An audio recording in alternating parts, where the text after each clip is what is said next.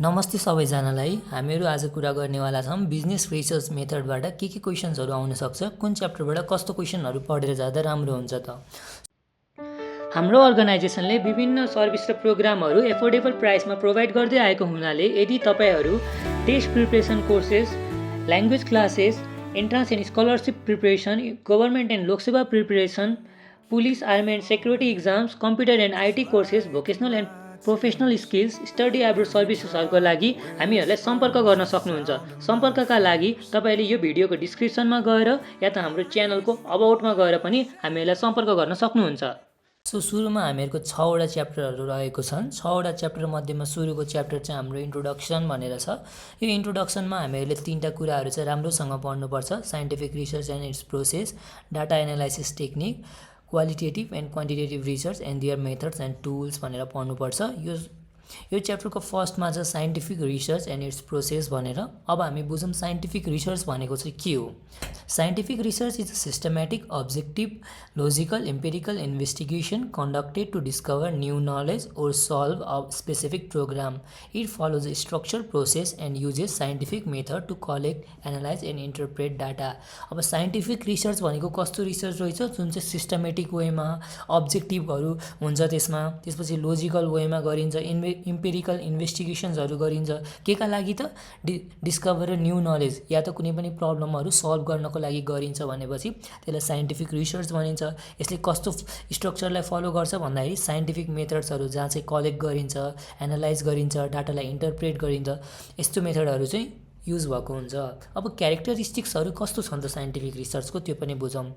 Same माथिकै कुराहरू तल लेखिदिने हो। सिस्टमेटिक छ, अब्जेक्टिभहरू हामीहरूले जस्तो कि यसमा केही अब्जेक्टिभ क्लेम गर्ने हुन्छ। त्यसपछि इम्पेरिकल भयो। इम्पेरिकल भनेको बेस्ड अन अब्जर्भेसन र एभिडेन्समा बेस्ड भएको हुन्छ। लोजिकल हुन्छ। त्यसपछि रेप्लिकेबल हुन्छ। रेप्लिकेबल भनेको त्यो तिमीले गरेको रिसर्चलाई चाहिँ अरूले पनि हेर्न मिलोस्, अरूले पनि बुझ्न मिलोस्, can be repeated by other researchers, अरूले पनि रिसर्च गर्न मिलोस्। अनि भेरिफाई मतलब त्यो टेस्ट गरेको, त्यो रिसर्च गरेकोलाई चाहिँ कन्फर्म गर्न सकियोस्, टेस्टहरू गर्न सकियोस् भनेको छ। अब process of scientific research, scientific research गर्ने प्रोसेसहरू के कस्तो छन् त त्यो पनि बुझौँ। अब सुरुमा छ आइडेन्टिफिकेसन अफ रिसर्च प्रब्लम। सुरुमा चाहिँ हामीले के गर्नु पर्यो, प्रब्लम के हो त, हामीले कुन प्रब्लम, त्यो प्रब्लमलाई आइडेन्टिफाई गर्नु पर्यो। त्यसपछि रिभ्यू अफ लिट्रेचर, हामीहरूले चाहिँ अरूले लेखेको लिट्रेचरहरूलाई रिभ्यू गर्नु पर्यो, अरूले गरेको रिसर्चहरू के कस्तो छ त्यसलाई हेर्नु पर्यो। त्यसपछि फर्मुलेसन अफ अब्जेक्टिभ एन्ड हाइपोथेसिसहरू, अनि त्यो रिसर्चबाट अब हाइपोथेसिसहरू फर्मुलेट गर्नु पर्यो, बनाउनु पर्यो, योबाट यस्तो भएको रहेछ, त्यस्तो भएको रहेछ भनेर। अनि प्रिपरेसन अफ रिसर्च डिजाइन, अब तिमीले चाहिँ कस्तो तरिकाले रिसर्च गर्छौ त। त्यसपछि डाटा कलेक्सन, अब त्यो रिसर्चको लागि त डाटाहरू चाहियो, त्यो डाटा कलेक्सन गर्नु पर्यो। डाटा कलेक्सन गरिसकेपछि डाटालाई एनालाइसिस गर्नु पर्यो। अनि इन्टरप्रेसन अफ फाइन्डिङ्स, त्यो डाटा कलेक्ट गरेपछि त्यहाँभित्रबाट के कुराहरू पायो त्यो कुराहरूलाई इन्टरप्रेट गर्नु पर्यो। अनि कन्क्लुजन र रिकमेन्डेसन्सहरू, त्यसपछि अन्त्यमा तिम्रो रिसर्चबाट के कुराहरू पायो त्यो सबै कुराहरू लेख्नु पर्यो। यसरी चाहिँ रिपोर्ट राइटिङहरू हामीले लेख्न सक्छौँ। यसरी गरिन्छ साइन्टिफिक रिसर्च। अब इक्जाम्पलमा यहाँ हाम्रो देखेको छ एउटा प्रब्लम छ, does social media marketing influence purchasing behaviour. के त सोसल मिडिया मार्केटिङले चाहिँ हाम्रो मान्छेहरूको पर्चेसिङ बिहेभियरलाई केही फरक पार्छ त भनेर। अनि त्यसको लिट्रेचर रिभ्यू गर्न सक्यो हामीले चाहिँ। विभिन्न माध्यमबाट हामीले आफ्नो अरूले गरेको रिसर्चहरूलाई हामीले पनि पढ्न पाइयो, बुझ्न पाइयो हो किन। अनि हाम्रो अब्जेक्टिभ के छ त, हाम्रो अब्जेक्टिभ के छ भन्दाखेरि रिलेसनसिप बिट्विन अब सोसल मिडिया मार्केटिङ गर्दाखेरि चाहिँ पर्चेसिङ पावरमा के कस्तो असर पर्छ त भन्ने पत्ता लगाउने हाम्रो के हो त अब्जेक्टिभ हुन्छ। त्यस्तै गरी डाटा कलेक्सन गर्ने, अब डाटा कलेक्सन गर्न विभिन्न मेथडहरू युज गरिन्छ। हामीले गुगल फर्महरू युज गर्न सक्छौँ, आफै गएर इन्टरभ्यूहरू लिन सक्छौँ। डाटा कलेक्सन गर्ने 2वटा किसिम हुन्छन् भनेर पनि हामीले थाहा पाएको छौँ। एउटा हुन्छ प्राइमेरी सोर्स अफ डाटा, एउटा सेकेन्डरी सोर्स अफ डाटा भनेर। प्राइमेरी सोर्समा इन्टरभ्यूहरू यताउता हुन्छ भनेपछि सेकेन्डरी सोर्समा कस्तो हुन्छ भन्दाखेरि हामीले अलरेडी कसैले राखेको डाटाहरूलाई युज गर्छौँ। त्यसपछि डाटा एनालाइसिस, हामीले पाएको डाटाबाट के कस्तो कुराहरू निकाल्न सकिन्छ, के कुराहरू थाहा पायौँ त्यो थाहा पाउने। अनि कन्क्लुजनमा चाहिँ हाम्रो फाइन्डिङ्सहरू के छ, हामीले के कुराहरू थाहा पायौँ, के गर्न सकिन्छ भन्ने कुराहरूलाई चाहिँ कन्क्लुजनमा राख्न सकियो। अब अर्को छ हाम्रो डाटा एनालाइसिस टेक्निक भनेर। अब डाटा एनालाइसिस टेक्निकभित्र हामीले कसरी डाटालाई चाहिँ एनालाइज गर्न सक्छौँ। Data analysis is the process of organising organizing, summarizing, interpreting and presenting collected data to draw meaningful conclusions.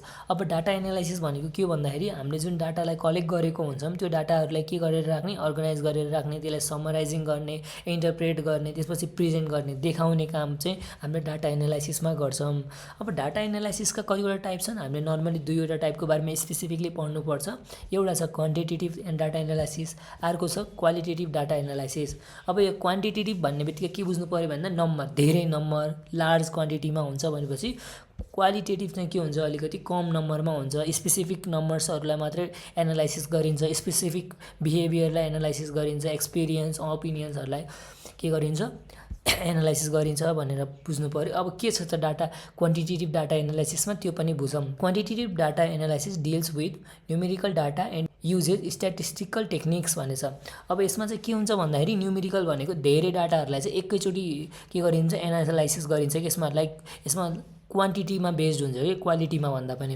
अनि यसमा अब कमन टेक्निक्सहरू के छन् त यो क्वान्टिटेटिभ डाटा एनालाइसिस गर्ने? सुरुमा छ फ्रिक्वेन्सी डिस्ट्रिब्युसन, हामीले मिन मिडियनहरू पहिला निकालेको थियौँ नि फर्स्ट इयरमा, त्यही मिन मिडियनहरू निकालेर चाहिँ क्वान्टिटेटिभ डाटा एनालाइसिस गरिन्छ। त्यसपछि पर्सेन्टेज एनालाइसिस भयो, मिन मिडियन मोडहरू, यिनीहरू तरिकाहरू अप्नाएर चाहिँ क्वान्टिटेटिभ डाटा एनालाइसिसहरू युज गरिन्छ। यस्तै गरी स्ट्यान्डर्ड डेभिएसन, कोरिलेसन, रिग्रेसन एनालाइसिसहरू छ।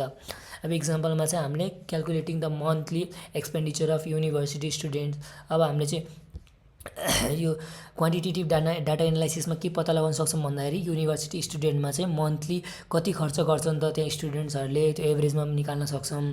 त्यसै गरी अब क्वालिटेटिभ डाटा एनालाइसिसको बारेमा बुझौँ। Qualitative data analysis deals with non numerical data such as, अब यसमा चाहिँ जुन नम्बरसँग नन रिलेटेड हुन्छ नि, नम्बर्स नभएको, त्यस्तोलाई चाहिँ क्वालिटेटिभ डाटा एनालाइसिस भनिन्छ, जसमा चाहिँ अरूको जस्तै त्यो स्टुडेन्ट्सहरूको ओपिनियन्सहरू भयो, एक्सपिरियन्स भयो, पर्सेप्सन्सहरू भयो, एटिट्युड्सहरू भयो, त्यो कुराहरू आउँछ भने क्वालिटेटिभ डाटा एनालाइसिस हुन्छ। बुझ्यौ नि? अब क्वान्टिटेटिभमा के हुन्छ, नम्बर हुन्छ भनेर बुझ्नु पऱ्यो एउटा न्युमेरिकल डाटा, अर्को चाहिँ स्ट्याटिस्टिकल टेक्निक्सहरू हुन्छ जसमा मिन मिडियन मोड्सहरू यिनीहरू युज भएर एनालाइसिस गरिन्छ भने त्यो क्वान्टिटेटिभ भयो भनेर लेख। त्यसपछि क्वालिटेटिभमा चाहिँ हुन्छ, बिहेभियरहरूलाई, ओपिनियन्सहरूलाई, एक्सपिरियन्स, पर्सेप्सन्स, एटिट्युड्सहरू, यो कुराहरू आउँछ भने त्यो क्वालिटेटिभ डाटा एनालाइसिस भयो। अब टेक्निक्सहरू के छ भन्दाखेरि थेमेटिक एनालाइसिस, कन्टेन्ट एनालाइसिस र नेरेटिभ एनालाइसिस भनेर पनि तिमीले लेख्न सक्छौ। अब यहाँ इक्जाम्पलमा लेखेको छ analysing interview responses about customer experiences with online shopping platforms भनेर चाहिँ एउटा इक्जाम्पल तिमीले आफै पनि लेख्न सक्छौ। अब यहाँ मेथड्सहरू के छन् त, कस्तो मेथडहरू अप्नाइन्छ, हामीले यहाँ टेक्निक्सहरूको बारेमा माथि अलिकति डिस्कस गऱ्यौँ। अब मेथड के छ त, सुरुमा हाम्रो क्वालिटेटिभ रिसर्चको मेथड कस्तो छ भन्दाखेरि युज स्मल स्याम्पल्स, यसले चाहिँ स्याम्पल्सहरू एकदम थोरै मात्रामा लिन्छ, अनि थोरै मात्रामा स्याम्पल लिए पनि त्यसको बारेमा के हुन्छ त, डिप्थ इन्फर्मेसन, एकदम गहिराइसँग इन्फर्मेसनहरू कलेक्ट गर्छ। त्यसपछि फ्लेक्सिबल डिजाइन हुन्छ, अनि एक्सप्लोरेटरी इन नेचर, हामीले एक्सप्लेन गर्न मिल्छ। मेथड्स, अब मेथड्सहरू के छ, हामीले इन्टरभ्यूहरू गरेर, फोकस इन ग्रुप डिस्कसन, हामीले ग्रुपहरूमा डिस्कसनहरू गरेर, अब्जर्भेसन्सहरू गरेर, त्यसपछि केस स्टडीहरू गरेर चाहिँ हामीले चाहिँ यो मेथडहरू युज गरेर चाहिँ के गर्न सक्छौँ, क्वालिटेटिभ डाटा एनालाइसिस गर्न सक्छौँ, क्वालिटेटिभ रिसर्चहरू गर्न सक्छौँ। त्यसै गरी अब टुल्समा पनि त्यही interview guides, observation checklist, audio video चेकिङ्सहरू, रेकर्डिङ्सहरू गर्न सक्छौँ। त्यसै गरी अर्को छ क्वान्टिटेटिभ रिसर्च। अब क्वान्टिटेटिभ रिसर्च चाहिँ कस्तो हुन्छ, लार्ज नम्बरमा गरिन्छ। हामीले माथिको मिनिङ त बुझिसक्यौँ हो किन, यसमा के हुन्छ, न्युमेरिकल फर्ममा हुन्छ। त्यसपछि हामीले चाहिँ यसमा के गर्छौँ भनेर पढेको थियौँ, डाटाहरू न्युमेरिकल स्ट्याटिस्टिकल फर्ममा हुन्छ। त्यसपछि हामीले मिन मिडियनहरू युज गरेर डाटाहरू एनालाइसिस गर्छौँ। रिसर्च पनि सेम वेमा नै गर्छौँ। यसमा चाहिँ भेरिएबलहरूको रिलेसनसिपहरूलाई बढी फोकस गरिन्छ। अब यो क्यारेक्टरिस्टिक्सहरू के छ भनेर पनि बुझिहाल्नु। यो लार्ज स्याम्पल्सहरू युज गरिन्छ, त्यसपछि स्ट्रक्चर एप्रोच युज गरिन्छ, अनि यसमा अब्जेक्टिभ र मेजरेबल हुन्छ। त्यसपछि स्ट्याटिस्टिकल एनालाइसिसहरू गरिन्छ भनेर बुझ्नु पऱ्यो। अब मेथड्सहरू के छन्, सर्वेहरू, एक्सपेरिमेन्ट्सहरू गरेर, त्यसपछि अब्जर्भेसनहरू गरेर हामीले गर्न सक्छौँ। अब यसमा टुल्सहरू के युज हुन्छ, क्वेसनहरू, हामीले क्वेसनहरू सोध्छौँ। त्यसपछि स्ट्याटिस्टिकल सफ्टवेयर, हामीले स्ट्याटिस्टिकल सफ्टवेयर युज गर्छौँ, मिन मिडियन यिनीहरू। इक्जाम्पलमा surveying 300 students, university students to examine the impact of social media usage on academic performance. अब यहाँ 300जना स्टुडेन्ट्सहरूको, युनिभर्सिटी स्टुडेन्टको सोसल मिडियाले युज गर्दाखेरि तिनीहरूको एकाडेमिक पर्फर्मेन्स कस्तो भयो त, त्यसबारे रिसर्च गर्न मिल्छ। इक्जाम्पल भयो यो। अनि यहाँ पनि हामीले त्यही क्वालिटेटिभ र क्वान्टिटेटिभ रिसर्चहरूको बारेमा बुझेको छौँ। यसमा पनि सबै सर्ट्स नोट्सहरू पनि छ। यदि तपाईँलाई यो चाहिएको छ भनेपछि नै मैले यसलाई डिस्क्रिप्सन बक्समा राखिदिएको छु, तपाईँले त्यहाँबाट पनि पढ्न सक्नुहुन्छ। अनि यसमा पनि सर्ट नोट्सहरू सेम त्यही कुराहरूलाई नै लिएको छ। साइन्टिफिक रिसर्चहरू कसरी गर्न सकिन्छ भनेर, सिस्टमेटिक र अब्जेक्टिभ इन्भेस्टिगेसनहरू गरेर किन गरिन्छ, कुनै पनि प्रब्लम सल्भ गर्नको लागि या त नयाँ नलेज गेन गर्नको लागि।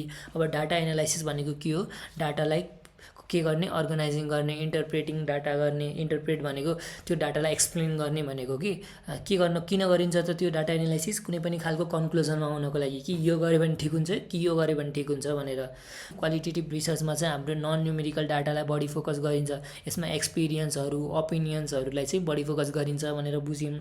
अब क्वान्टिटेटिभ रिसर्चमा चाहिँ हामीले के बुझ्नु पऱ्यो भन्दाखेरि, क्वान्टिटेटिभ रिसर्चमा चाहिँ न्युमेरिकल डाटाहरूलाई, स्ट्याटिस्टिकल टेक्निक्सहरूलाई बढी फोकस गरिन्छ भनेर बुझ्यौँ। त्यसै गरी यसमा पनि क्विक रिजन्सहरूमा पनि त्यही कुराहरू छ। अब रिसर्च प्रोसेसमा के गर्ने, सुरुमा प्रब्लम फाइन्ड आउट गर्ने, त्यसपछि लिट्रेचर रिभ्यू गर्ने, अनि आफ्नो डाटाको डिजाइन गर्ने, कसरी गर्ने, त्यसपछि डाटालाई कलेक्ट गर्ने, डाटालाई एनालाइसिस गर्ने, अनि त्यसपछि के गराउने, रिपोर्ट गराउने। हामीले यो च्याप्टरबाट यति 3टा कुराहरूलाई चाहिँ अलि बढी फोकस गऱ्यौँ भने चाहिँ राम्रो हुन्छ। So this much for this chapter. अब हामी अर्को च्याप्टरलाई डिस्कस गर्छौँ। Thank you.